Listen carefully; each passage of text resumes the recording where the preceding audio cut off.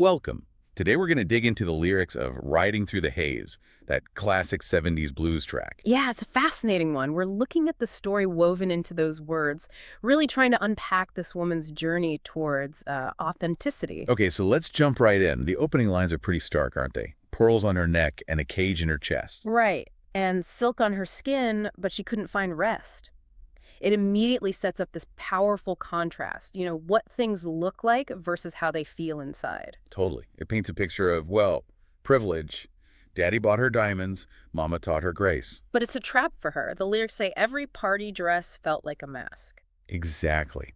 And that line, mirrors lied with every smile. Oof. They show this huge gap between who she is pretending to be and who she actually is. Yeah, she's yearning for something else entirely, something real. She needed dust, a long-lost smile, not diamonds. And you get those flashes of what she wants.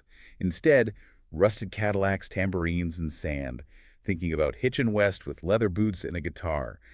It's a completely different world she's dreaming of. It really speaks to feeling suffocated by those expectations, doesn't it? That specific kind of upbringing.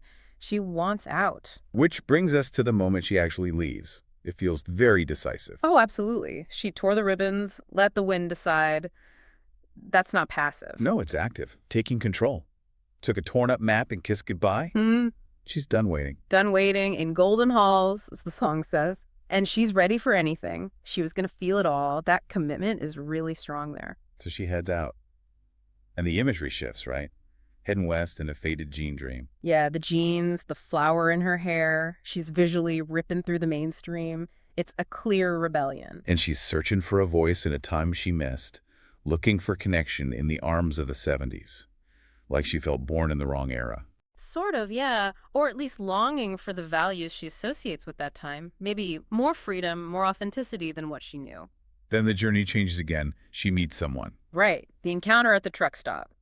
Met him strumming blues at a truck stoplight. And the description focuses on his soul, not his looks, wrinkles on his face, but his soul burned bright. That's key. And what he says to her, you look like Jonas, but your fire's your own. Wow. Yeah, that's huge. He sees her spirit, that rebellious fire, but also her uniqueness. It's validation.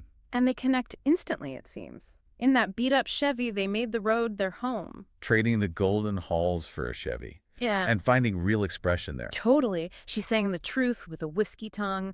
He played her heart like the songs he'd sung. It's about raw, honest connection. Getting rid of those high-class chains for good. And becoming two rebels dancing in the rain. It's such a freeing image.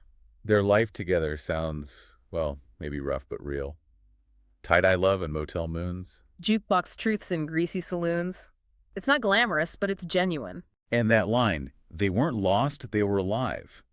That directly answers her earlier feeling of being caged, right? Absolutely. Alive in a way she never was before.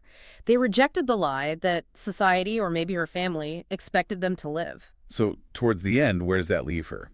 Now she's driving west in a soul reborn. Reborn, yeah, but maybe not unscathed. She has a gypsy heart and a crown of thorns.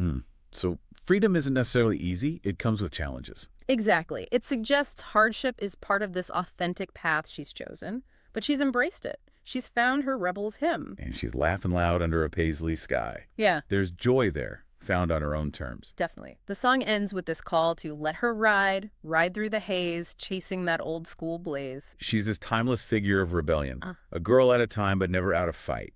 Like Janice, maybe, but her own fire. It's a powerful narrative about shedding expectations to find your own truth. Even if it's messy or difficult, it really makes you think.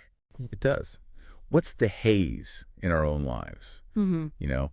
What are the things, internal or external, that maybe obscure our own path to authenticity? Something to consider. A great question to leave things on. Thanks for digging into this with us. We'll catch you next time.